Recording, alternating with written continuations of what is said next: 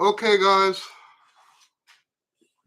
Hopefully you can hear that. I took this mic off.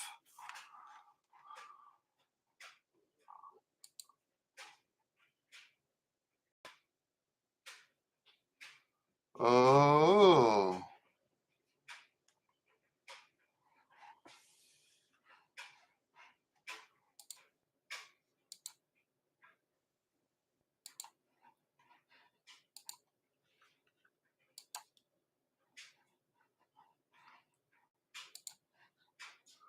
Okay.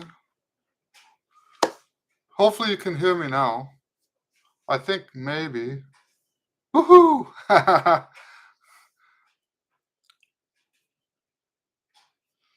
All right. So let's talk about Cardo's question because he's talking about um, familiarity with the high notes. Now, let's let's back up. Let's back up and talk about the whole concept of familiarity. I think so. I talk about familiarity for everything. It's not just high notes. It started with the high notes, but now just learning a piece of music, learning scales, learning techniques on the horn, and then just familiarity with the horn itself. All of these things come into play. And the reason I have to stress that is because familiarity with just the high notes in and of itself is kind of more difficult to accomplish. The if you're focusing on familiarity in general with all those aspects, then the familiarity with the higher notes is a little bit easier to accomplish. Okay, so but so with that said, let's talk about familiarity with the high notes. Um, and we'll talk about two things about the fatigue. The first thing is that yes, sometimes we want to push to that point of fatigue, just not like what you're saying, just not to the point where you're going to ruin the whole day, right? So you can push past the point of fatigue. Um, don't do damage. All right. One way that we can spread this out so that you're getting more familiarity in the upper register is to emphasize the rest more. So we talk about in my three levels of rest, right? And the three levels of rest, we talk about the beat level, the hour level, and the day level. In this case, what we're specifically talking about is the beat level. Um, if you're going to spend more time in the upper register, now it's not going to be rest as long as you play. It's going to be rest at least as long as you play, if not maybe twice as long, right? So if you're doing something, uh, oh, by the way, this is something worth mentioning also. If you're trying to build familiarity in the upper register, the best way to do that, besides the routine books, is to spend time working on music that actually goes up like that, right? An example of that is a top tone etudes, and there's also, by the way, a top tone duet book, and then also my music. All of my music tries to fill a the stuff that I write. For example, if you go to my play along videos, there's stuff on there that goes to all the different range that you can think. Um, so yes. Oh, Gabriel says the example of pizza delivery in one range book is perfect. That helped me a lot. Yeah, so I don't think you know what. Let's also um, hit on this subject because I think a lot of people misunderstand the high notes. I've had some students that didn't understand, right? Um, a lot of people still think that getting the high notes uh, is more about the muscular stuff. And I'm not saying this for your sake, Cardo. I'm just saying that because I know other people might be listening to this. Um, it's not entirely about strength. I look at strength as a threshold aspect. You have to have enough strength to get over that threshold. But once you get that amount of strength, it's no longer about that. So let's say you have the strength to get up to high C. Getting to the D doesn't take more strength. Getting to the E does not take more strength. Now, technically, it does take more, but it doesn't feel like more. And since it doesn't feel like more, technically, it's not more, right? So I guess that's what I'm trying to say. And yet, we have a tendency to think that getting to the D, if you've made it to the C, getting to that D is going to take more effort. It doesn't take more effort. And so what we don't want is to try to build familiarity with that effort. It's not about the effort. Okay. That said, yes, it still does create fatigue. Okay. So Karen says, I find that practicing interval octaves helps me hear the high note pitch. So yes, the hearing it is a big part of that familiarity. And what you're describing there is the familiarity we're talking about. But so hearing it is part of the familiarity. So that's what I was talking about earlier. The familiarity is not just chops. Familiarity is with uh, the tongue position. It can be the hearing. It can be the how much abdomen pressure you're using. All of that stuff, it comes into play with the familiarity. So yes, Barry says, I'm a throat cancer survivor, and I keep getting pains in my neck and chest after playing for at least 3 months. I think I'm blowing too hard and the airflow is not right.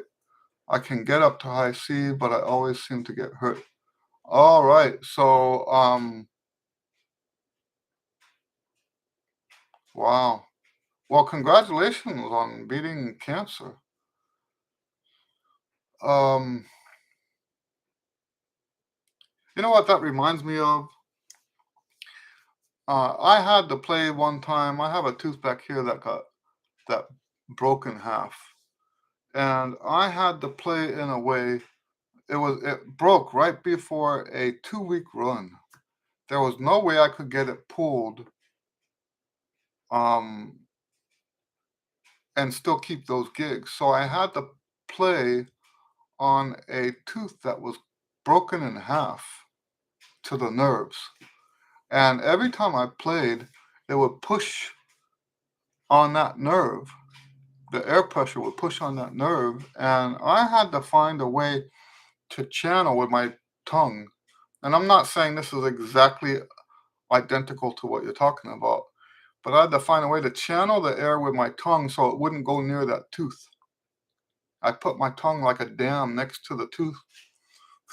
And for 2 weeks, I played like that before they pulled the tooth out. Um, so there are ways around those kinds of issues, is what I'm trying to say. Um, you know, I'm one of those guys that believe we can all do it. I had a student one time, that very nice gentleman, very nice gentleman. So I don't want to make this sound like I'm speaking badly about him. He came in. He was, I think, 83, 84 at the time. He came in, he wanted to switch he was a trumpet player in high school. He started playing flute and then came back to trumpet because of some health issues he had. And and I'm not going to be specific about the health issues, but um, I told him what some options were for him, and he didn't like those options. So there's there's ways to make some of these things work, but some people won't pay the price, I guess. And in this case, it wasn't the price of any kind of effort or anything. It was a price to his trumpet player dignity. I guess I can tell you what I'm saying.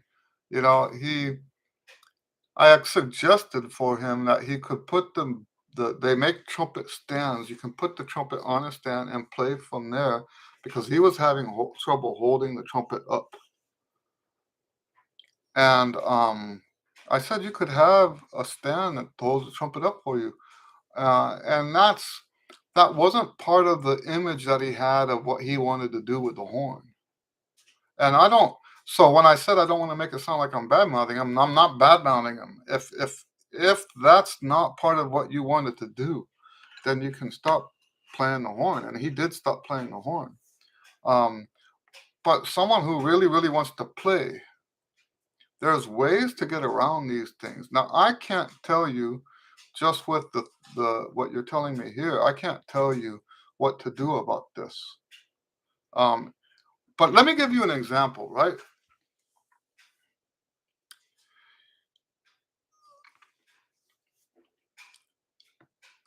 It's possible to have a wonderful trumpet career and not go up to the high C at all. There's, I've been working with beginner students for so long. My first beginner was in the 80s, and then I think I've taught literally 700 different beginners. And I have a feel now for how to write music for them. I think that's why my beginner music is so popular. I think that's why my like I have beginner trumpet trios, beginner duets, beginner this, beginner that. That music is popular. I think I make more money on the other stuff, but only because that stuff is more expensive, right? Um, but there's ways that you can write music for beginners that it's actually uh, good sounding music. And in fact, I'll give you guys some news. I got my BMI statement. BMI is uh, a licensing, what do you call that? Performance rights. They pay me money every quarter for the performances of my music. And I got a payment today because one of my beginning trumpet trios was performed in Norway on TV. Now I wrote that piece for my beginner. I used to teach a beginner trumpet ensemble. They were all homeschool students, and I wrote that music for those kids, which included my son, by the way. And then I published that music afterwards, and I've made a lot of money off of those pieces that I wrote for beginners, and I've had a lot of time to think about why is it that that music sells so well, and I really have to believe that it's because I've taken the parameters of what beginners can play and made good music out of it. It's not it's not hard music. That's the point, right? So yeah, the music for the beginners, it works. It's legitimate. Let me tell you this. When I'm writing for beginners, I tell people that I will never write something for beginners that I would not be proud to have on my own album. I don't do dummied down music. I have legitimate, real music, right? Legitimate, real music, but with parameters that are simple enough that the students that are just starting off can play them. And, that's, and the only reason I'm telling you about that is because it's possible to have great musical experiences that don't go all the way to the out of the staff. And if that's what you have to do, now remember, maybe it's been a while since I've talked about this, but I teach this along with the accumulative approach. I also teach what goes hand in hand with it is what I call wholesome musical priorities. And we don't put these priorities out of whack. So I tell people that your faith, your belief, whatever it is, your religious belief or your philosophical belief or whatever, that should be the top most important thing in your life. Then your family, or your health, your family, your work, school, whatever, and then music should really be down at the bottom. And where that comes into play is we never put our health ahead of the music. And examples that I've used of that are those people who they see that uh what's his name? John Faddis plays so high and he's got the chipped tooth. So they'll have a dentist file down the tooth so it can be more like John Faddis. That's putting the health before the instrument. We don't do that. And this could be another very good example of this. Um, if if you can't find a way to keep that pain from kicking in the high notes, then you shouldn't be playing the high notes. I know that's harsh to hear that, but if we're now, I think you should put in a serious effort to find out what's going on and see if you can do something with your playing that will avoid that pain. That's obvious, right? I'm not saying give up now. I'm just saying if after you've done all of that and it's still painful, then I would say that's a sign to not try to play so high. And but see that the reason I mentioned that other student that didn't want to play with the trumpet on a stand, some people, let's say, and I'm not saying this about you, Barry, but let's say someone who is trumpet to him is all about the high notes. If you tell them don't play anything out of the staff, it takes the whole thing away from them. And so I understand that. You, you can't have your cake and eat it too sometimes, right? So anyway, I know that's a long answer. Let me see. Let me get caught up here. Um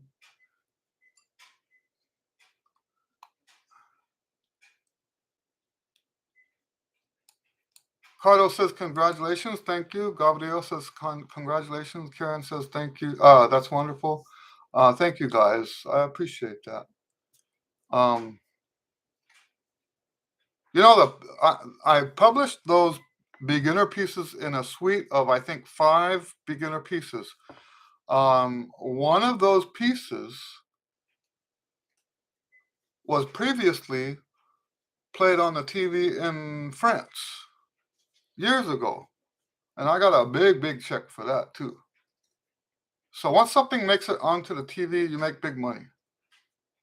Um, that of course depends on what kind of TV it is. All right. Barry says, my friend in our band, who is a throat cancer survivor as well, he has had to play the baritone horn because he could not carry on with playing the trumpet. Maybe I just need to stay away from the high notes. Now, you know what? Now, how long ago was the cancer declared gone? How long has it been, I guess is what I'm saying. Because you might just need to uh, chill out just a little bit for now. 2018. Okay. Yeah, I don't know what to tell you. So that's something I have no intimate knowledge with. So what I'm sharing you here is just philosophical, right? So we don't put the horn in front of the health. That said, we should still try to find a way. Don't give up. I'm not telling you to give up. Don't take what I'm saying that way. I'm not telling you to give up. But after you've explored all your options, if there are no options and it comes to a choice between the horn and your health, then I say don't play the horn, the high notes. Yeah, so Gabriel says Chet played great things away from the high notes, right? But Chet Baker was also very good at the high notes in the earlier part of his career. Um, but look at what happened to him. I think the reason he stopped playing so high was because he got his teeth bashed out, and he's playing on dentures. And this is exactly the kind of thing that I'm talking about, right? If you love playing the horn, if you love to play trumpet, right? And something happens to where it changes the way you have to play. In his case, he's playing on dentures. They didn't have implants back then, I don't think. I think he was playing on dentures. And my assumption is, I don't know this for sure, but my assumption is with dentures, if you play too high and with the pressure, the dentures will just pop off. I don't know. I don't have dentures myself.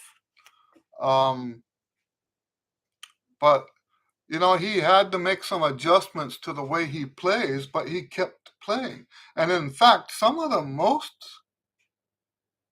I'm glad he kept playing. Let's put it that way. I'm glad he kept playing because some of the most heartfelt and deeply emotional performances of his career were after he got his teeth bashed out.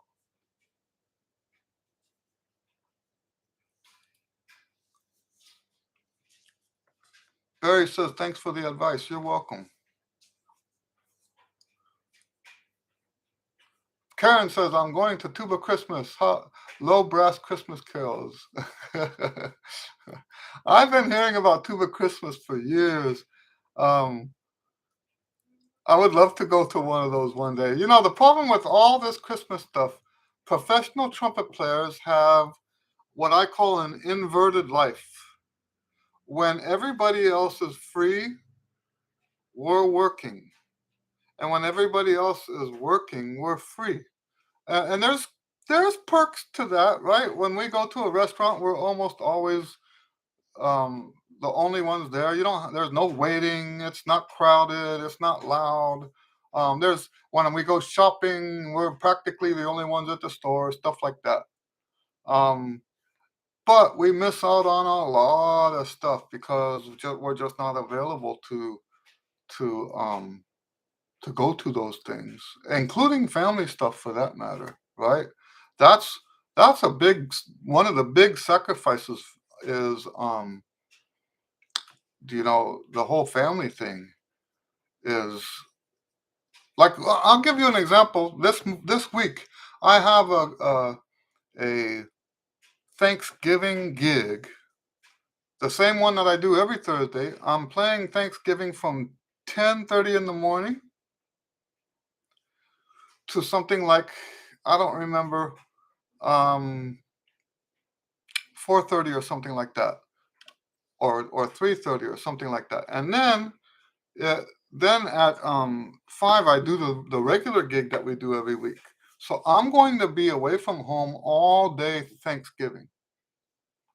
Pearl and I have decided to have our Thanksgiving on a different day, but that's one of the truths of being a professional player is you have to make arrangements like that. And if the people in your family are not on the same schedule that you are, you will not see your family all that often.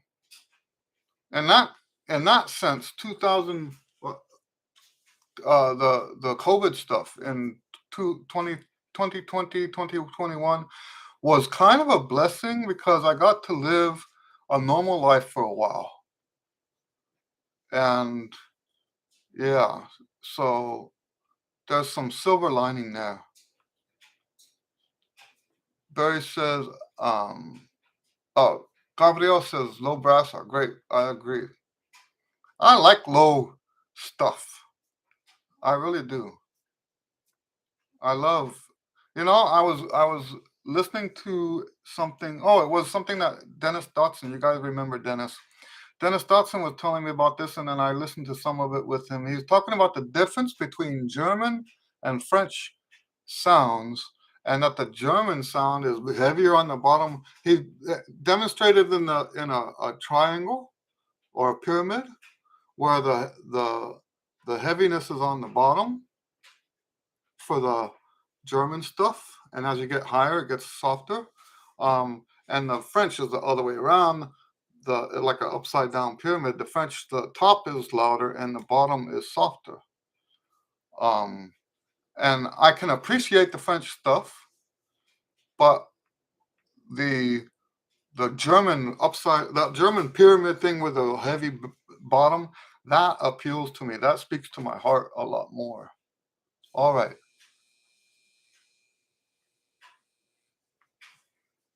Gabriel says, Eddie, what about two etudes books? Is it the two etude books? Oh, 20, oh, yeah, I see. The 20 etudes. Is it intermediate level? Is it more classical or more jazz? Okay, the 20 etudes is all. See, let me explain that real quick. Before uh, print on demand, right? Before print on demand, we were having these books printed and paying for it ourselves and then selling the books. And it was very, very expensive.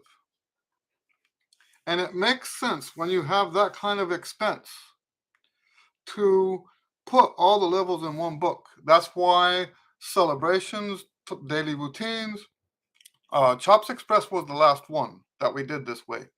Um, Go with the flow, the etudes. So they're all levels.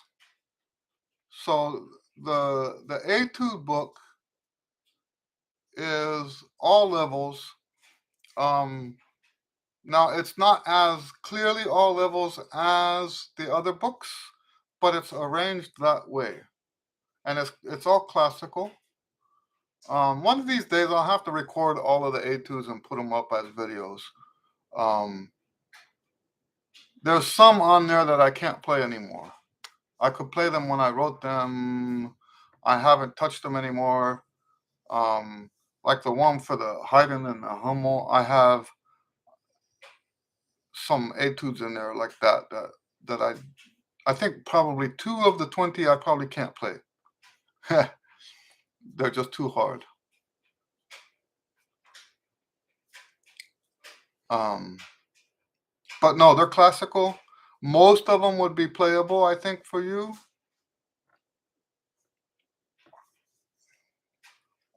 Hello, Jeffrey. Nice to see you. Cardo says, Eddie, I've noticed that if I play too much, my embouchure tends to shift a bit from side to side as if trying to find a new spot. Is that a normal thing? Ah,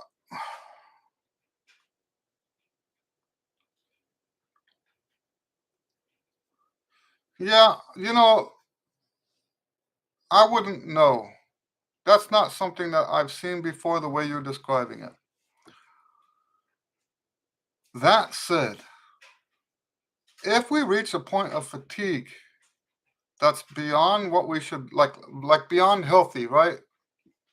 If we go too far, it's normal. What is normal is to manipulate the flesh, right? So like a great example of this, and I don't know how true it is.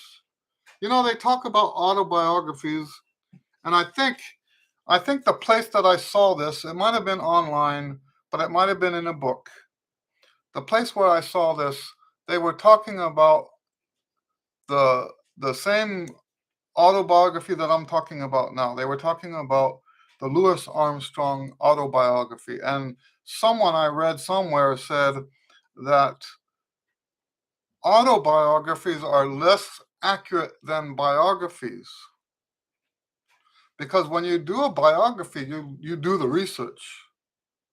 You look at articles, you look at quotes, and you interview people and stuff like that. But you have evidence for the dates, the events, everything like that. We have pliable memories.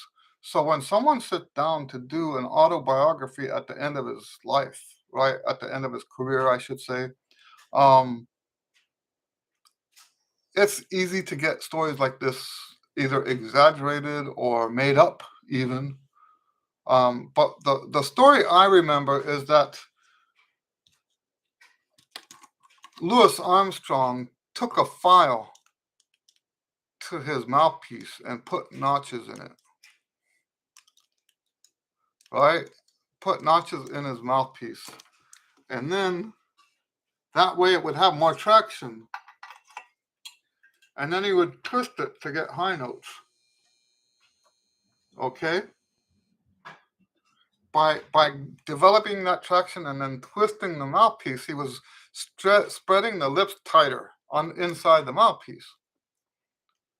And eventually he cut a hole through, and a piece of his lip fell on the floor on one of those riverboats.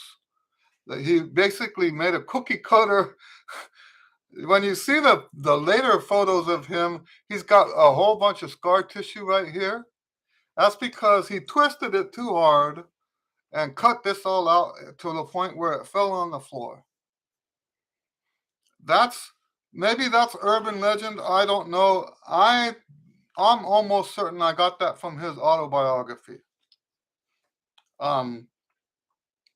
So the point is that people do stuff to manipulate. Karen says that sounds horrible. I'm sure it was horrible. People do things to manipulate once they reach that point of fatigue. If you go so far with the fatigue that you can't play, then you have to manipulate to play. And we don't want to ever go that far. Okay?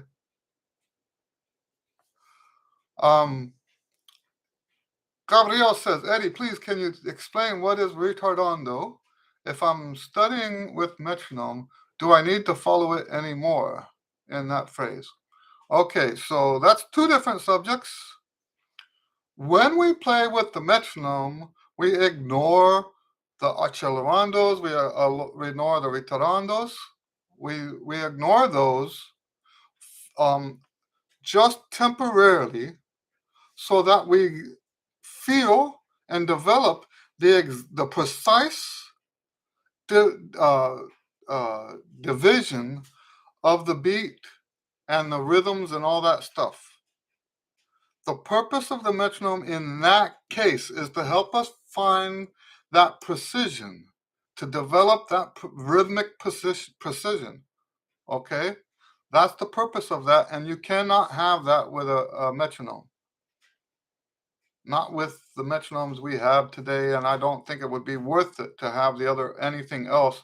We do have in recording technology, when I record, I can set my metronome to have slowing down and speeding up in it, but I don't consider that something I would ever practice with.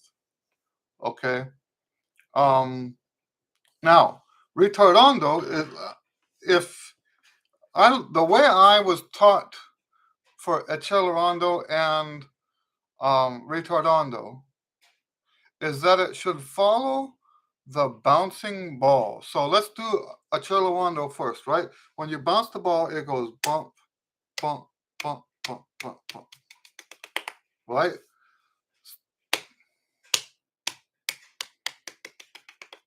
Okay, do that backwards and you have a retardando.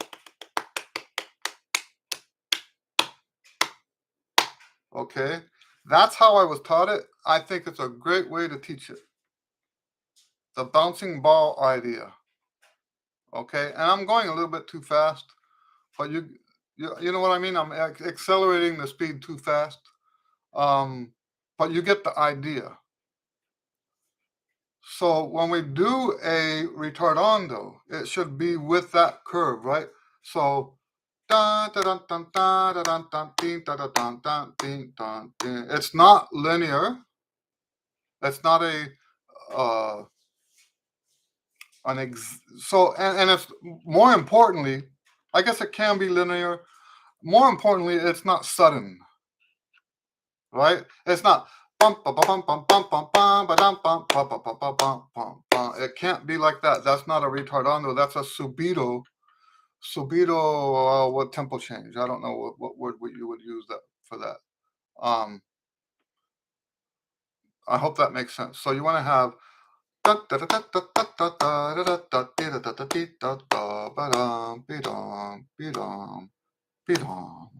okay.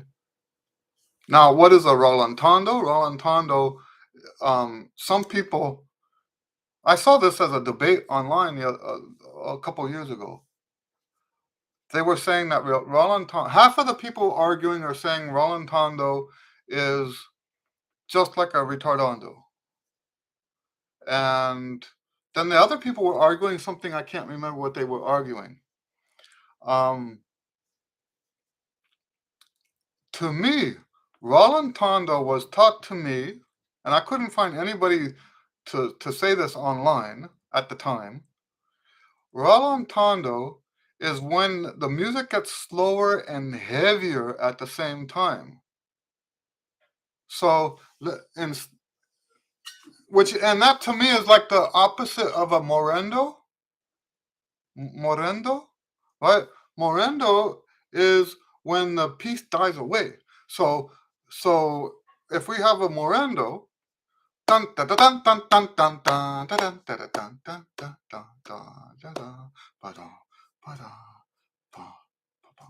right? It dies away. Rallentando is the opposite. Bum bum bum bum bum bum bum bum bum bum bum bum bum bum. That's a rallentando. So since we have morendo, we have rallentando. To me, a retardando is when you have the slowing down without either one of those. I hope that makes sense. If you have, since we know in our vocabulary we have the morendo, we have the rallentando, retardando without is just a metric thing, not a stylistic thing. It's just slowing down, no emotions added. Karen says, what do you think of circular breathing? Our section leader sent a video of this guy playing all sorts of stuff using it. Circular breathing is a gimmick. Now I'm using the word gimmick. Let me look up, make sure I'm not saying this wrong. Because there's a lot of words that I use.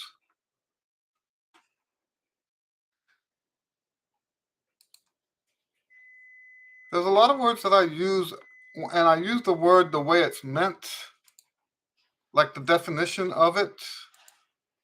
Okay. Okay, so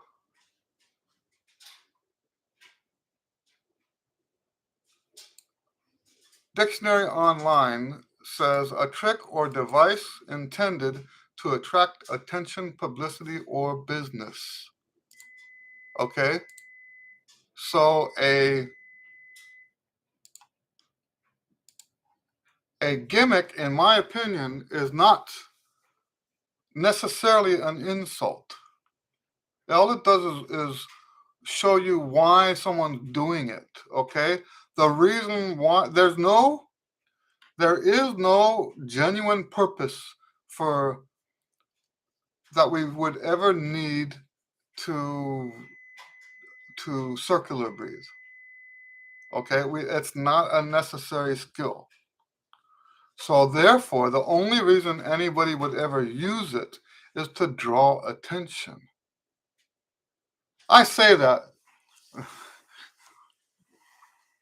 Sometimes I screw up on the gigs and I forget to breathe where I should breathe,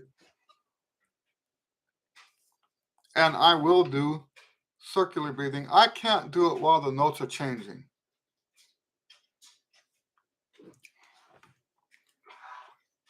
So let's say I'm playing something.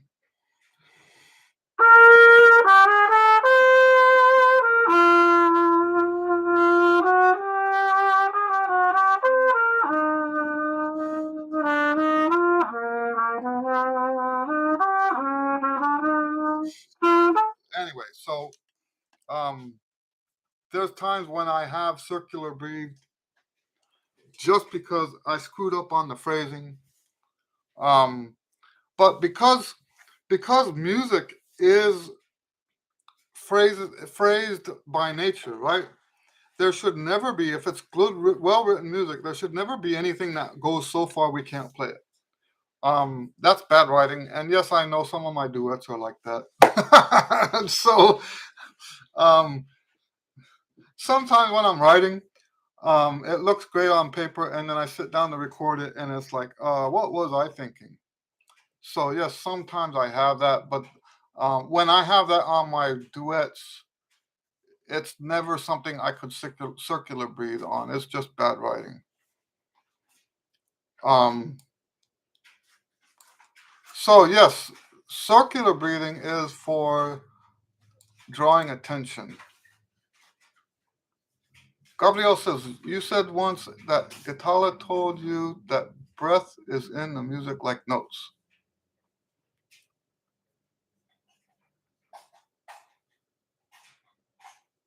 I'm trying to remember. That's not the way I would have said it. I'm trying to remember what I was saying when you heard me say that. So so what he did tell me was, no, you know what? I'm not, what the way you're saying it is throwing me off. I can't remember anything like that. He did talk about music with and it might not have been guitar. You might be getting two different stories mixed up. Um Guitar did tell me about the fingerings being musical. That was eye opening. That if I pounded the fingerings down on a ballad or on a slow piece, it wasn't nice. You know, it actually makes it sound. So it was his lesson was the first time I ever pushed the valves down softly on a soft piece. Wow, makes all the difference in the world. So I'm trying to think who. So what I told you guys that might have sounded like that. Now let me put this. Um, the music thing, I learned a bunch of that stuff from my trumpet teacher in El Paso about the phrasing. Yeah, but as far as that, I'm not sure what you're talking about. Cardo says, Eddie, is it okay to use a bit of light tongue on some slurred passages? Like in some of your play-alongs, I heard sometimes a bit of tonguing, even if is indicated. Um, so,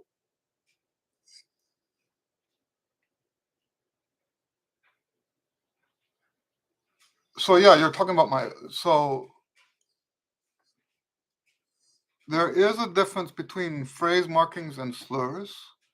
And yes, now we don't want to like tongue too much because that goes against the phrase marking, right? But yes, there are times when we do tongue, and but like you said, it's a light tongue. When we always have to light tongue is if it's a repeated note. You don't slur a repeated note. That's not even possible. So you have to lightly tongue a repeated note. It's surprising sometimes how many people don't know that.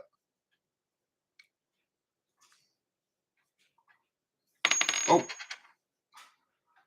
my ring keeps falling off. Okay.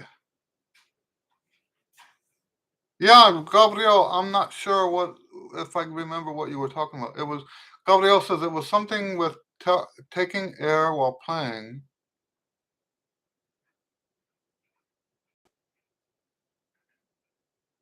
Yeah, I don't think that came from Gatola. That might not even been something I said. I don't know.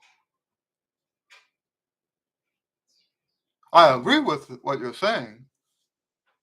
I just don't remember ever saying anything like that. Oh, I see why you're bringing that up. Yeah, I don't know what he would think about circular breathing, but that's basic. I see what you're getting at, Gabriel. Um, that's basically what I'm trying to say, is that the circular breathing is not musical because it doesn't have that phrasing built into it. I've heard some trumpet players like Winton do Molto Perpetuo by Paganini with the and for that matter, so I think so did Rafael Mendez did that, and he did it double tonguing. How you can circular breathe and double tongue at the same time, I have no clue. But yeah, that's about the same thing as I'm trying to say. If you are playing musical with the phrasing, the breath is marked in there. It's part of what we said. How bizarre would it be to speak and speak and speak and speak and not take a breath for 20 minutes or 5 minutes, even for 1 minute for that matter, without taking a breath? That wouldn't sound like something. You know what it'd be like is listening to those guys that do the auctions, right? It would be like that. So yeah, I'm not. I experimented. I experimented with circular breathing just to see if I could do it. Um, but it's all of that kind of stuff just never really appealed to me. When it comes to music,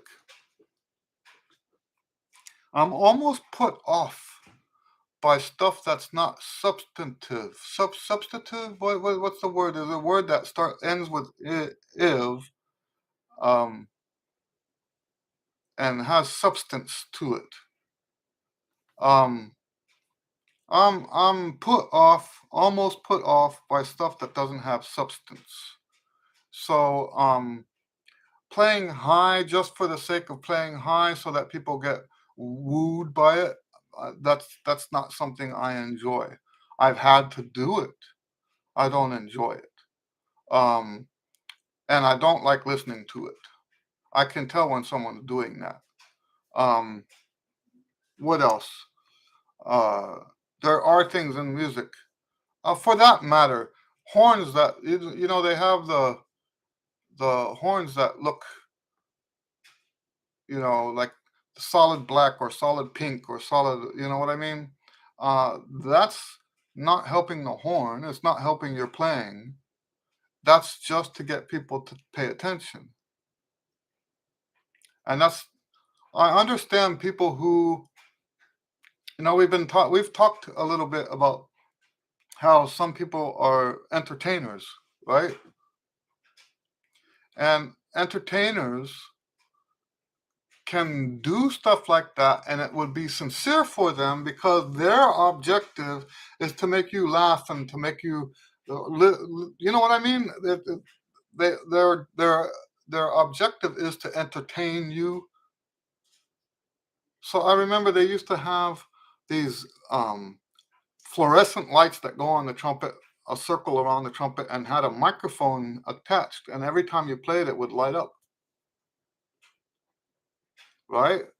And the marching bands would get that, and so when the trumpets played, you could see out on the field the bells would light up with a fluorescent bulb. Um, I can appreciate that. I can see it and say, "Oh, that's clever" or whatever.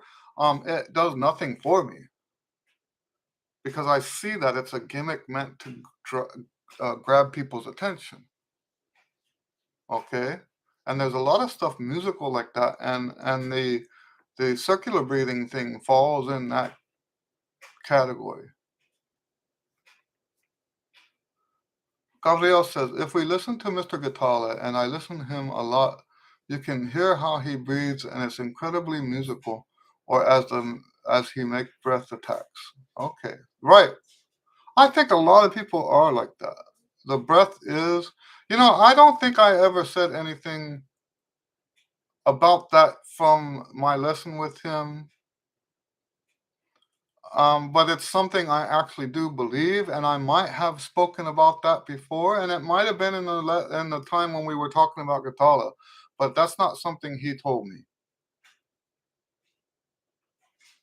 And I took that lesson back in a time when I was keeping notes, and I have notes from that lesson that I wrote down when I got home, and that's not something we spoke about. I have those notes still on my computer somewhere.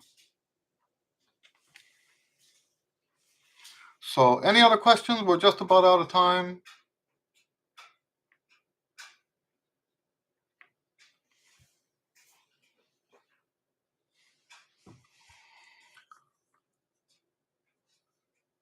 Any other questions?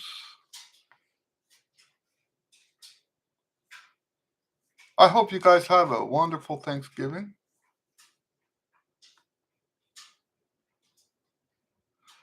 Gabriel says, maybe I read some interview with him and I think Gatala to you. Oh, link Gatala to you. I wish that was a better link than. I wish I had more time with him than just 1 hour. He was a great teacher. Cardo says, likewise, Eddie. I think he's talking about Thanksgiving. All right, guys, I'm going to have to let you go. Thank you so much for hanging out. We probably might. Oh, wait, next Friday. We'll see. I might have a gig next week. You guys are, I think, well, everyone here is on the WhatsApp. So we will continue to use that to let you know. All right, guys, we'll see you next time. Have a great week. God bless you, and have a good. I already said that. All right, bye.